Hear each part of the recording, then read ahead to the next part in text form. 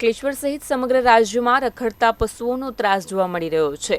ત્યારે સફાળી જાગેલી અંકલેશ્વર નગરપાલિકાએ પશુઓ પકડવાની ઝુંબેશ હાથ ધરી પશુઓને પાંજરે પૂર્યા છે। શહેરના મુખ્ય માર્ગ સહિતના વિસ્તારોના માર્ગો પર રખડતા અને અડીંગો જમાવીને બેસેલા પશુઓને પકડવાની કામગીરી શરૂ કરવામાં આવી છે। દર ચોમાસામાં રખડતા પશુઓનો ત્રાસ હોવા છતાં તંત્ર તેના નિવારણમાં સંપૂર્ણ નિષ્ફળ નીવડ્યું છે।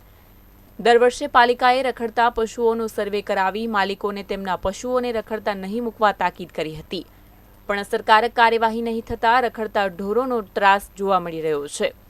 માર્ગો પર બેસી રહેતા પશુઓ અકસ્માતનું કારણ બની રહ્યા છે, ત્યારે નગરપાલિકાની આ કાર્યવાહી નિરંતર ચાલુ રહે એ જરૂરી છે।